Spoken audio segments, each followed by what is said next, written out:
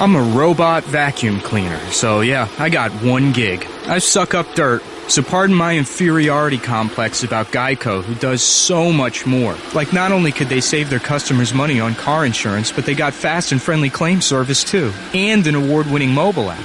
Plus access to licensed agents 24/7. Who am I kidding? I can't even do corners. Uh-oh, choking hazard. Popcorn kernels. Geico. Expect great savings and a whole lot more. Hope your Monday morning is off to a great start. Golic and Wingo with you on ESPN Radio and ESPN News on the TV side. When our Australian Open coverage is over, we'll bounce back over to ESPN2. We are presented by Progressive Insurance. All phone guests join us on the Shell Pennzoil Performance Line. Lots to get into here as we're set now for Super Bowl 52. It will be the Patriots against the Eagles, a rematch of Super Bowl 39. That is dominating the discussion this morning. And this hour of Golic and Wingo is brought to you by La Quinta Inns and Suites. Book at LQ.com and win at business. And Mike, you've already done the most important thing in Super Bowl prep. Yeah, and we're going to bring Ryan Clark into this as well, as he's in studio with us, because Ryan, you are going to the Super Bowl on what day? Monday. Monday of the Super Bowl, not obviously. Yes, not the Monday after. A week. I'm there for a week. Monday to Monday. It would be a really bad travel plan to start your coverage the Monday after the Super Bowl. So the Monday that's on January, 29th. Yep. And then, Trey, you and I are getting there Tuesday. We get up there Tuesday. The 30th. So here we go. Here's the forecast, because it really is more about how it's going to affect us. Absolutely. Right? The game's inside. So there you go. So Monday when you get there, high, Ryan, of 25. Nice. Low of 21. Not bad. Day. Beautiful. Tuesday, Trey, when we get there, high of 39. You wanted a 30-degree day. Are you kidding me? We are bringing you a 30-degree day. No shirts and everything outside. Flip-flops and shorts. Absolutely. Low of 20. Wednesday, high of 25. Deal. Still not bad. Fine. Piece of cake. Low of 8. Okay, that low is going in the wrong direction. Thursday, high of 18. Okay. Yep. Yeah. Low of 5. I don't have those type of clothes. We're going Friday, in the wrong direction. High of 17. Okay. AM snow showers. Oh, shower, that's nothing. Just a little flurry. We can deal Saturday, with that. high of 17. Okay. Low of 5. The gerbil tunnels will be in full effect. Sunday, game day. Woo! I gotta high go to the of game. 16. AM snow showers. I don't have. Low of 2. I don't have gear for that. Yeah. Though. I don't have Eskimo clothes. Go shopping. No. Minneapolis does it. You can live in the winter in Minneapolis and never go outdoors. They have the hamster tunnels that go between I know the it all sounds good, but it's not going to be as convenient. We're going to do it. We're going to have to be outside. And it's Super Bowl week, though. Yeah. Like, getting around and moving around in Super Bowl week is already miserable. Are you really, as a former NFL player who played in Philadelphia, that concerned about the weather? No, listen, little bit. I was tough when I played. Now, not so much. And here's the thing with me when I played in the 4th grade. There you go. I was People very get confused, though. Yeah. We're only out there for like a few That's hours, exactly though. right. Like, I can suck it up for a few hours, and because I'm getting paid. There you go. To be cold. Money. Yes. Nailed it. That changes your perspective on a lot of Adrenaline things. helps. Absolutely. The whole deal helps. Yeah. Which is bizarre, because one of the warmest Super Bowls we ever had was Indianapolis. Yes, it was. And one of the coldest Super Bowls ever, Dallas. Yeah. Or the North Texas, in air quotes, Super Bowl. Absolutely miserable. It was the worst Minneapolis, week ever. we look forward to getting there. Kinda. We look forward to being indoors, always. We look forward to experiencing what our pets as kids experience, walking through the tunnels from place to Everybody place. feels so sorry for us as we get to go to the Super Bowl. Literally no one does. As you said, Ryan Clark joins us in studio, Super Bowl champ, and works for us now, giving us the Straight Talk, brought to you by Straight Talk Wireless. Best phones, best networks, no contracts. Okay, Straight Talk. What surprised you more in the AFC Championship game? That the Jags had a chance to win in the fourth quarter, or that the Patriots came back from another double-digit deficit in the fourth quarter? See, that's tough, because I thought the Jags would have a chance to win. I didn't necessarily know they'd be up by 10, but I thought they'd be in the game. And are we ever surprised when Tom Brady and the Patriots come back? So can't be. If you give me those two, is that the Jags had a chance to win, that the Jags should have won. Oh, okay. Would be even more specific for me. You look at this team, if you say we're going to give you a 10-point lead with that defense. In the fourth quarter. With the defense who I think played with a large amount of historic ignorance, which I thought helped them. Yep. Right? When Jalen Ramsey looks across at Tom Brady quarterbacking, he doesn't see the Tom Brady legacy. He sees the 40-year-old dude that's quarterbacking now. These younger players, they don't necessarily, and you can hear it in the way they talk, they don't have a respect for pedigree or for history or for accomplishments. It's about today. And so I thought the Jacksonville Jaguars played with the swagger, especially defensively, that said, we don't necessarily care that you're the Patriots. But they got a taste of it. They know now that when you play the Patriots, it's a game that you have to play until the clock reads zero. Right. So along those lines, we kept talking about in the offense how in the second half they went into a shell. If you want to say the end of the first half, if you want to say maybe with 55 seconds of 2 timeouts and the lead, they should have gone for more, but they were getting the ball in the third quarter. So a lot of people don't want to give them as much grief for that, though. Philadelphia had 29 seconds left in the half and made it happen. Absolutely. And got the ball in the against third quarter. The number one defense in the NFL. Exactly right. They weren't afraid to go for it. The offense kind of went into turtle mode and kind of the head in the shell. So we know that. And nobody's blaming Blake Bortles for the loss. They didn't even give Blake Bortles a chance, a realistic chance because of the play calling. Defensively, I talked about the D-line where they just rushed 4, were getting chipped and did nothing to adjust. They had the Miles Jack blitz one time up the gut that worked well. How about in the secondary? Did you see changes in the secondary from half to where now they're completing a 3rd and 18, one of the most crucial plays of the game? They didn't necessarily change. If you look at this team, it's just a man-to-man team when you have A.J. Boye and Jalen Ramsey who can play on the outside. Often plays cover 3 where you have single high, rolling Barry Church down, having Tayshaun Gibson in the middle. This was actually a 2-high safety defense, a cover 2, which you don't see a lot out of Jacksonville. I'm not going to say it's prevent, but they wanted to have the Patriots throw the ball in front of them and have an opportunity to make a tackle. If you watch Tom Brady move Miles Jack out the middle with a look at James White and then throw the ball over the middle, I mean, that's one of those plays you have to make. And I think when you have the type of speed that they have on the second and third levels and the type of talent that they have, you give your team a chance to attack Tom Brady. Anybody who's watched Tom Brady and the New England Patriots perform for, the last 2 decades knows you can't give him time. He's surgical. He will pick you apart. He will find a place to throw it. And I felt like in the second half, they didn't make that adjustment, where inversely, Josh McDaniels, Matt Patricia made all the adjustments. You saw them doing the add-on blitzes and the play-action passes against Jacksonville, which were effective in the first half. They stopped that in the second half. Now, Josh McDaniels empties the bucket. Oh, my gosh. On plays that he has. Yeah, he does. He empties the bucket and does exactly what he needs to do to score. And when Gronk goes out, Tom goes to a familiar face. Amendola becomes the guy over the middle because you know you don't want to attack those guys outside. Ryan Clark with us in studio, our fine ESPN NFL analyst and, of course, a Super Bowl champion during his time with the Pittsburgh Steelers.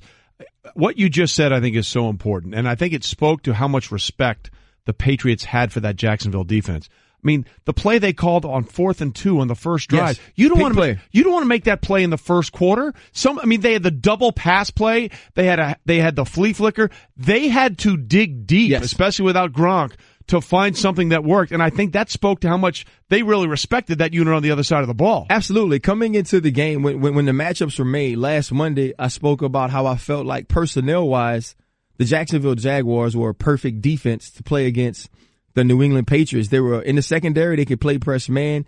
Most games they could rush 4 and get pressure. And you had linebackers in Jack and Smith who could run with wide receivers and running backs out of the backfield. So I thought they were perfectly suited to play this game. And that's why Josh McDaniels had to do some of the things that he did, had to call some of the plays that he called. And it's why he's going to be a head coach at the end of this Super Bowl run, or if they lose to Philadelphia, because when it was on the line, he put his team in positions to be successful. And that's what you have to do. Which really surprised me, Ryan, on the other side of the lack of adjustments.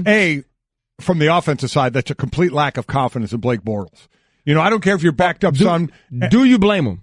No, I don't blame him. But, I mean, you also know to beat the Patriots, you've got to stay aggressive. And what was working in the first half? Every time you saw a drive chart, 8 plays, 9 plays, 4 runs, 5 passes. Right. I charted 7 times in the first half they threw on first down. Right. 3 times in the second half. They threw on first down. They would do that run right up the gut wherever. At least do a read option. A read option with Blake Bortles. Let him run it once. Do something that doesn't say, hey, Leonard Fournette, you're going to get hit by 8 guys on this play. So I get the lack of confidence, but you also know, okay, I have to weigh it against, we can't keep giving New England a chance with the ball because we know how good they are. I absolutely agree with that. You spoke about Philadelphia going at the end of the second half with less time on the clock, getting a field goal and also getting the ball. That was a huge, not momentum swing, but that was a huge uptick in the game. They kept the pressure on. Absolutely, for Philadelphia.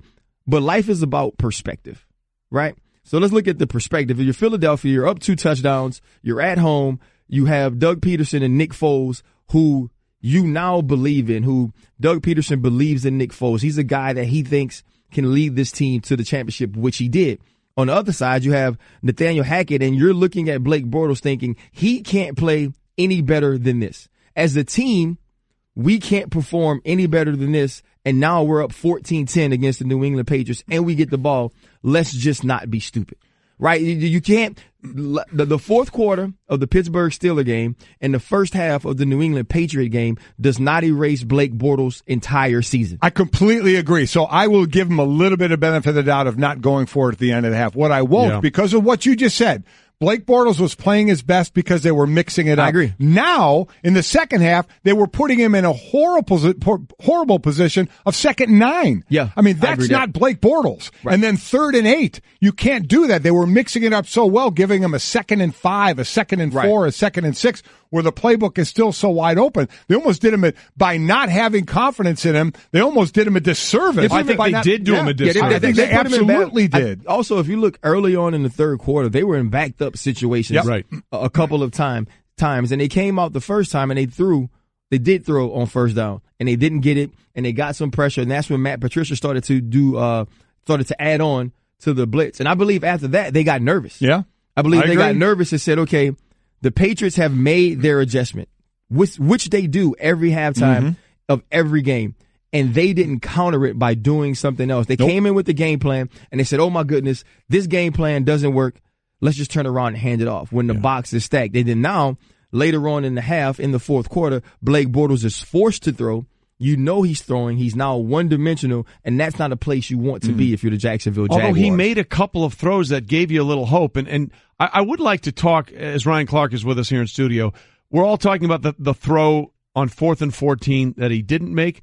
Can you just, as a former defensive back, tell people how impossibly hard that play was by Stephon Gilmore? No, first of all, the nerves that are gripping you as this ball is in the air is one thing, right? So the fact that he didn't panic and grab him, didn't panic and tackle him early, pass interfere was huge. Also, he was floating in the air. He jumped too early. Yep. He jumped too early, but he stayed patient. He stayed within himself, and he makes a huge play.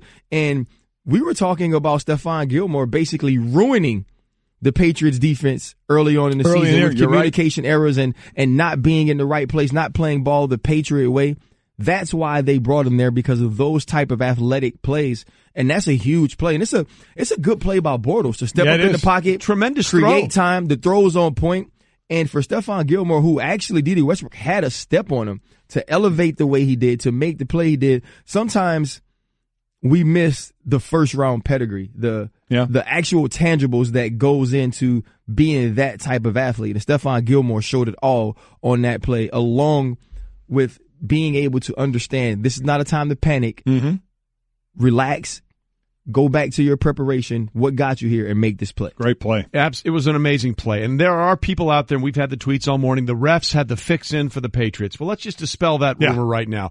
This is from our fine researcher, Brett, here. For all the talk about this, prior to this season, the Patriots had played 34 playoff games with Brady and Belichick. They've been called for 164 penalties. Their opponents have been called for 166. Yeah. So we're talking about 2 penalties more over 34 games. Yeah. So really, you think that's going to be the thing that swung the game? Yeah, and first of all, they don't want the Patriots in. Like, that's not, it's not a thing. It's not like, let's help the Patriots win as many because it's such Super a Bowls. great relationship there. Because we love What happened? them. Yeah, what happened last year? Yeah, 'cause what happened last year? Right. Okay. Yeah. We want them. We want all good for these guys. That's on. I will say the one call On Boye? Oh boy, it was awful. Garbage. That's Terrible. Bad and call. now when you make that call, it's a spot foul. Right. That's a difficult call. Yeah. Yes, it right. is. It gave the Patriots an opportunity to score a touchdown, but the delay of game, Inexcusable. I can call That's that on them. That's Yeah, inexcusable. I'm Coming out of a timeout. Right, That's I'm on have them. to cheat to call that, Yep. and so that's a little difficult to say. All right, we're just halfway through what we got to get out of Ryan here. We'll get his take on the NFC title game in 30 seconds. But first, Mike. Winning at sports and at sports broadcasting means changing things up, just like the Quinta Inns and Suites is changing up their look. They have renovated their lobby for a more cool, contemporary look, and their totally updated fitness center is going to put you in the mood to work out. Plus, plenty of comfortable spaces to hang out, gives you that vibe of victory, so you can just relax, refresh, and get ready for your next big meeting. Prepare to win at business with La Quinta Inns and Suites. Book now at LQ.com.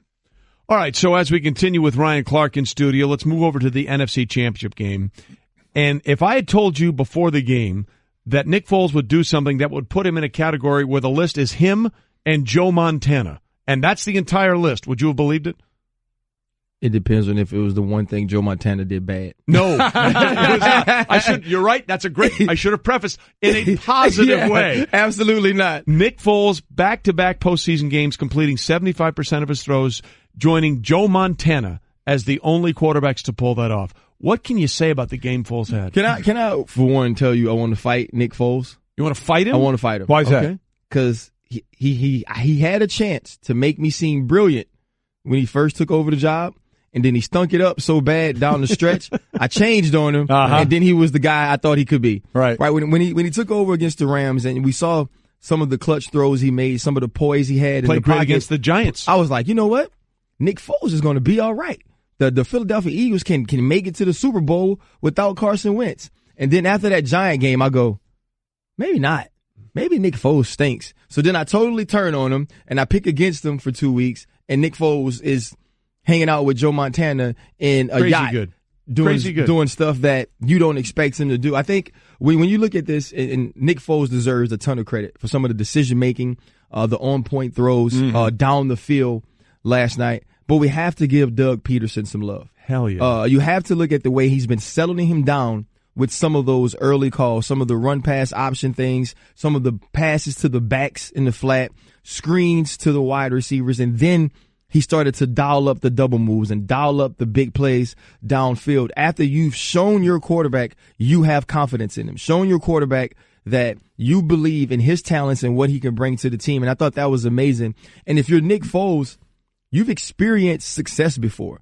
It's not new to you to be successful. I mean, he was 27 touchdowns, 2 interceptions years ago, coming in a backup role and playing the rest of the season. So he understands the game. He's a great decision maker, and he's given this team a chance to play for the Super Bowl. They didn't win these games in spite of Nick Foles. So how about, because of him? How about the other side of that? We're both former defensive players, me on the line and you in the secondary. And when you're playing on a great defense, which we both did, and it gets away from you, which happens. You play long enough, it happens, and it just starts to snowball on you like it did against Minnesota. It's if you look at the faces of disbelief last night after every touchdown. I remember they showed Harrison Smith one time, right, and his face read, "I have no idea what's going on and no idea how to stop it." How helpless is that feeling? It's when you realize that, for both of you, and when you've been in a game of this magnitude or closer, when you realize, guys, there's nothing we can do. It's just as Ryan said, you can't believe it's happening. Yes. And then because of that, you're thinking about you can't believe it's happening.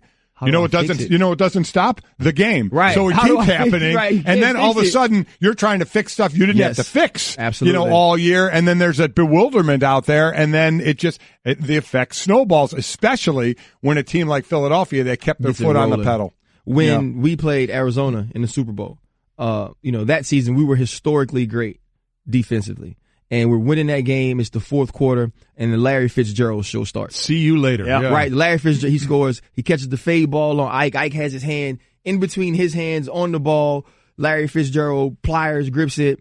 They throw the slash route. He catches it on China, go 70 yards. And I am on the sideline. There's a picture, there's a video, like when they show the game. I have my hands on my head like this.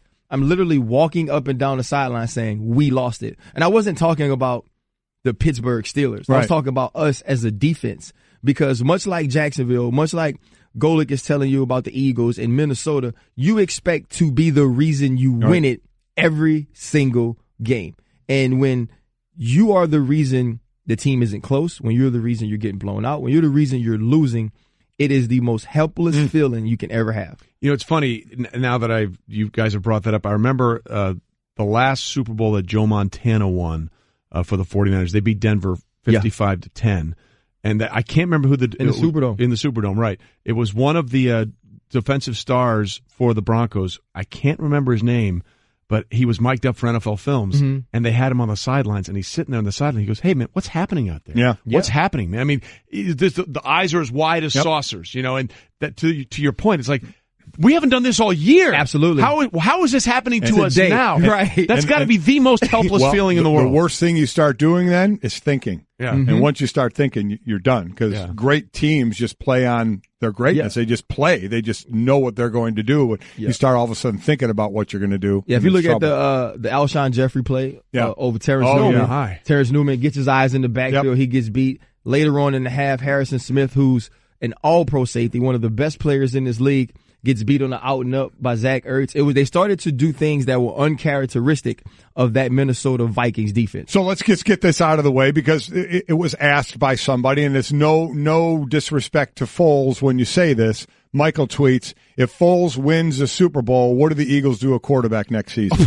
Come on. I mean, even Foles knows the answer to that. So let's just get that out there. Foles will gladly become the backup again, but you'll never take away the fact that he led his team to a Super Bowl. I also have one thing, guys. This has nothing to do with the NFC game, right? This is the AFC game and the Super Bowl, right? Because we were talking about Philly. So Malcolm Jenkins, a very harmless statement, right? He says, we're not going there for a field trip. Right. We're going to win this game. Yeah, as they should feel. Yeah. Lane Johnson states very, very positive facts about Tom Brady. Tom Brady is a handsome guy. Yes, he is. Pretty boy Tom Brady. Right. He called him a pretty boy. He's a handsome guy. Yes, he is. And along with all the other 31 teams in the NFL and every other city and state in America, everybody would love to dethrone Tom Brady.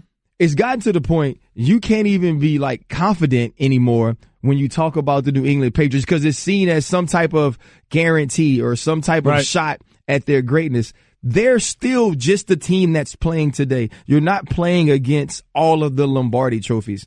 Let's let these guys be. Tom has all of them. Yeah. Tom has all of them. I didn't have a problem with what Jacksonville speaking of. When you invoke destiny, that's like destiny's not playing on Super Bowl Sunday. But as far as the garbage talk, I'm with you. If that's what you do, I mean, Lane Johnson talked a lot about the underdog or the hat, and Jacksonville talked a lot of smack. Be who you are. I don't have a problem. And then when you catch that L, there you go. You got to catch that L. That's exactly right. And the only guy in Philadelphia that caught the L last night was the guy that ran into the pole or ran into the train station. One of the greatest videos of all time. RC, thanks, brother. Thank you, guys. We'll see you later on this week. Golic and Wingo with you on ESPN Radio and ESPN News, presented by Progressive Insurance. All phone guests on the Shell Pennzoil Performance Line. You know, we sort of talked about this earlier. We never really got around to explaining it, but one of the guys that I'm really happy for to see him have a chance is the Eagles' Chris Long. You know, he was the second overall pick. People forget the second pick. Overall pick in the 2008 draft. Ironically, Jake Long, not related, was the first overall pick that went to the Miami Dolphins, and he was actually, they had that contract done before the draft. So that was very strange. Back when you could do that. Back when you can do that. You can't do that anymore. So, you know, he played his first 8 years for the Rams in St. Louis. Never had a winning season. Right. So they let him go that one-off season before they went to L.A., and Chris Long signed with the Patriots on a 1-year deal. A 2-year deal, really it was a 1-year deal. Right. And he goes to the Patriots and wins the Super Bowl. Yep. And then he realizes he was really sort of out of the fit of what they were having him do. Sometimes at 250 pounds, they were having him play a run stuffer inside, in the middle. and he knew what he was getting into when he got there. But he said he wanted to go somewhere and play more his position. Right. Yeah. So now he jumps ship and goes to Philadelphia. Yeah. So after all those years of losing with the Rams, he has a chance to go to back-to-back Super Bowls, or is going to back-to-back Super Bowls, and has a chance to join a very, very small list. Yes. win back-to-back Super Bowls with 2 different teams. And he has a teammate this year Yes, he does. that can do it as well. LeGarrette Blount, of course, who led the NFL with 18 touchdowns last year for the New England Patriots. He was their short yardage back. He's also on the Eagles. And what makes this interesting, this only happened twice before in NFL history. The Dallas Cowboys won back-to-back Super Bowls 27 and 28. After 28, Ken Norton, their inside linebacker, the son of the former heavyweight champion Ken Norton, leaves to go to San Francisco. Right. So he won a Super Bowl with the Cowboys following the 93 season, and then went to San Francisco and won one of the 94 season. Right. And in the 94 season, he won one with Deion Sanders, who had gone from Atlanta to San Francisco. And after that, Deion left in free agency and went to the Dallas Cowboys, who won it the 95 Super Bowl 30. So the only 2 guys in NFL history that actually played in the game, that were actually a part of playing on the game, Ken Norton, Dallas to San Francisco, Deion Sanders, San Francisco to Dallas, and now we have a chance for that to be double if somehow the Teammates Eagles again. can find a way to beat the New England Patriots. Really incredible. Right? Really an incredible situation for both these players to get there and go again. Spoiled. Are you kidding me? There was such a great picture of Fox did the NFC game, so and their set was there, so that meant Howie Long was there. That's Chris Long's father, obviously, and Kyle Long plays for the Chicago Bears. I know he was also a first-round pick. He was at the game as well. But there was a great picture, Howie on the set after the game with one of Chris's kids. Waylon. So Howie's grandson with the big old Eagle jersey and smile on his face is very, very cool. But I mean, my gosh, I mean, that's kind of NFL royalty, the Long family, with what between Howie and Chris and Kyle, the family there, and Jake, no relation. What they've done. Yeah, and Jake, no relation. No relation, right, Jake. Right. Throw him out there. Very, very cool to see. And so, LeGarrette Blount and Chris Long get to go for another Super Bowl ring to join Deion Sanders and Ken Norton Jr. Okay, I'll tell from a personal side. Do it. That 94 year when he went from Dallas to San Francisco. Right. My last year playing was 93. I was working out. I didn't have a team in 94 at that point.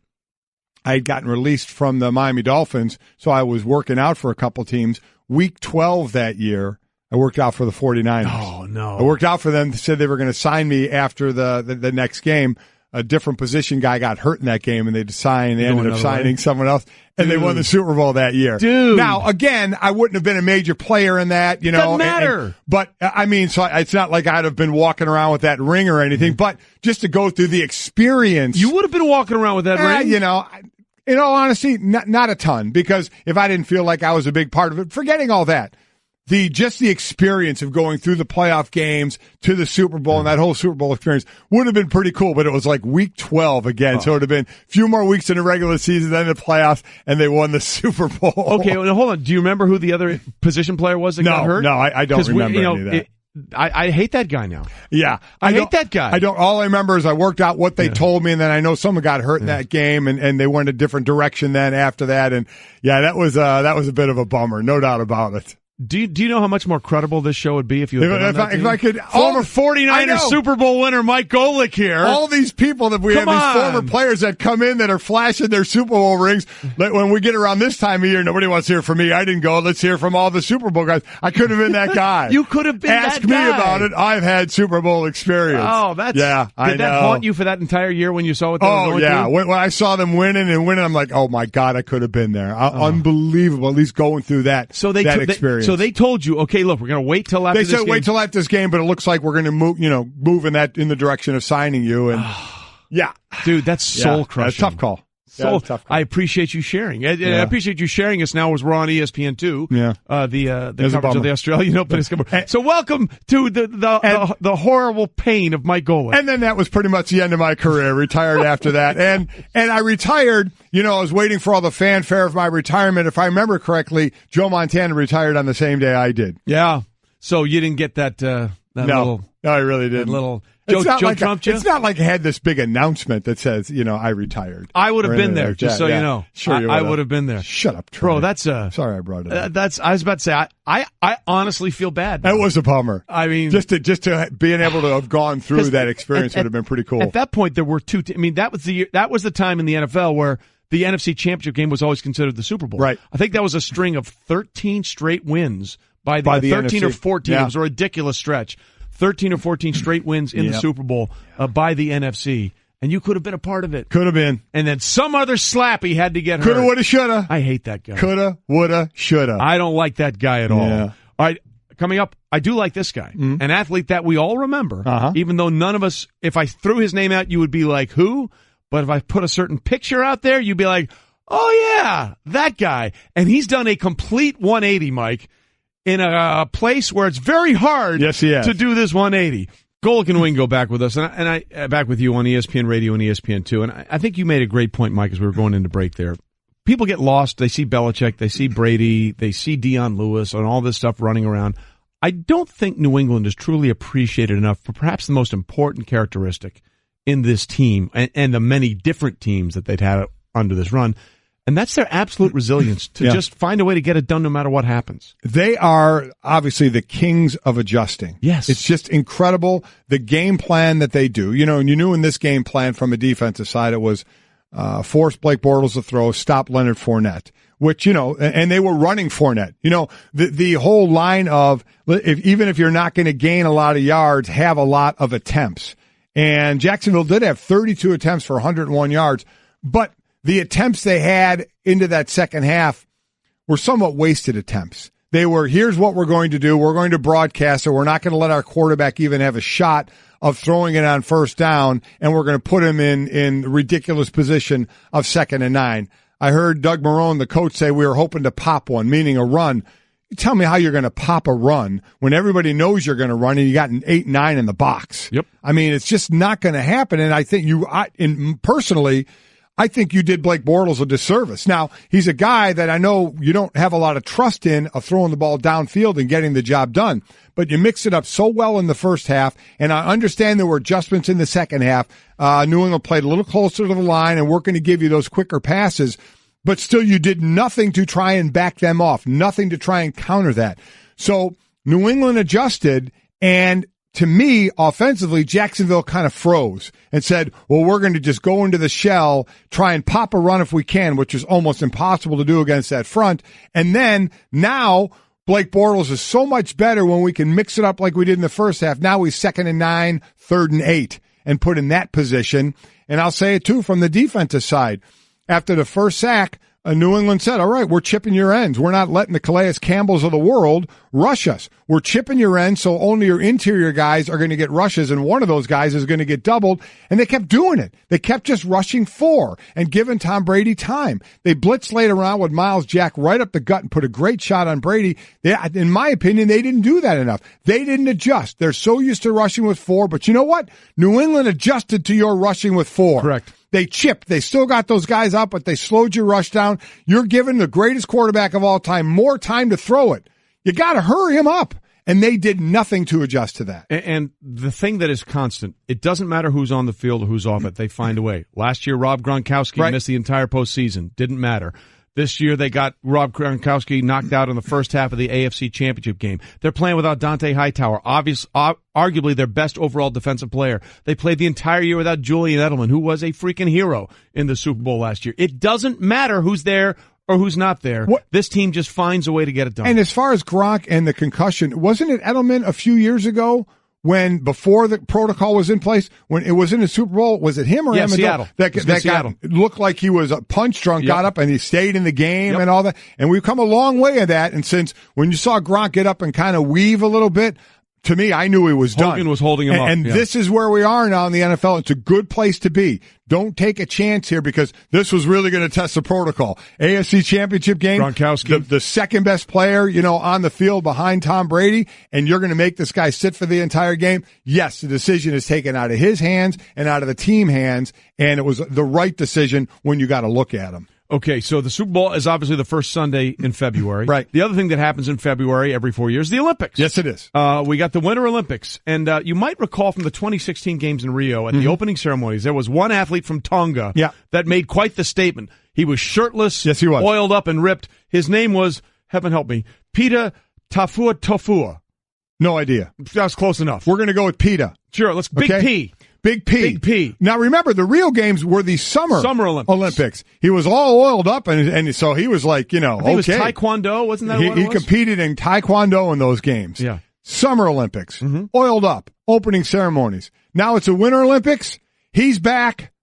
as a cross-country skier. From Tonga. From Tonga. By the way. So he made the Olympics in Taekwondo and now cross-country skiing. The Tongan had never skied before last year, but it caught a bit of a break when the International Ski Federation changed its rules and allowed roller skiing race points to count towards cross-country skiing qualification, which benefits warmer weather nations. Obviously, the warmer weather, they have a place to ski, so they do the inline. Not a lot of skiing in Tonga. Right, that's exactly right. Not a lot of alpine skiing in Tonga. Still, he had to teach himself to roller ski. And there's video out there of him falling on more than one occasion. I mean, unbelievable. But you know what? After that, he got that sort of going, and then he went to Austria and stayed there and got enough points to qualify doing actually cross-country skiing on snow. Isn't it amazing? This is the definition of want to, okay? This is the definition of want to.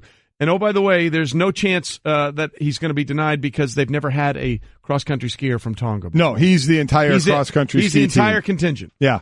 How about that? I don't think he'll show up in Pyeongchang shirtless and oil. Let me tell you, if he does, he is the man. Kudos to him. He is the man if he does that. If he does that, he needs to come with us and teach us how to deal with the gerbil tunnels in Minneapolis because we could use a little bit of help there. Very so cool. Again, congrats to him, man. I'm going to try one more time. Tapita Taufatafua. I'm going to say Taufatafua. Again, that sounds about right. He formed that strategy. And he did roller skiing and allowed that to qualify. And then he went to a cabin in an Austrian village. And according to the story, fell into a monastic routine of waking up early and training until dark. He said, I'm the brokest I've been in my life last weekend, but he's an Olympian once again. How about that? Good for him. Do you think in the Rio Games he over-oiled? What? He over-oiled? Oh. Do you think he was over-oiled? Well, of course. Yeah. But I guess if you're going to oil. I was about to say, don't go short. Yeah, well, don't go short on the oil. There was a lot of oil. He was easy to follow around the field. Yeah, there was but dripping. Slick, yeah. All behind Big P was leaving drippings. He was oiled up in Rio. We'll see what he does in Pyeongchang. Okay, so we are set for Super Bowl Sunday. We're going to have lots of coaching news coming up this week. It looks like Pat Shurmur could be announced as early as tomorrow. And then the Arizona job is still Mike Vrabel, of course, was named. He'll be introduced later on this week. Hopefully we'll get a chance to talk to Mike, who has the greatest stat line of all time in his career as a linebacker, 12 catches, all for touchdowns, 2 of them in the Super Bowl. We got all that coming up, more coaching news. We got everything covered for you. We're building up to Super Bowl 52 on Golic and Wingo. We'll see you tomorrow morning. I just saved hundreds of dollars by switching to Geico. I feel like I'm on top of the world. Disclaimer, you will not be transported to the top of the world. In the unlikely event you find yourself at the Arctic Circle, seek shelter from the elements immediately to avoid frostbite and or hypothermia. Geico will not be responsible if you find yourself in a cave or crevasse with a lonely abominable snowman, who in all likelihood will force you to play games including but not limited to Go Fish, charades, Chinese checkers, or his personal favorite, Red Rover, send Yeti on over. Geico is not liable for any damages, either physical or emotional. Geico. 15 minutes could save you 15% or more.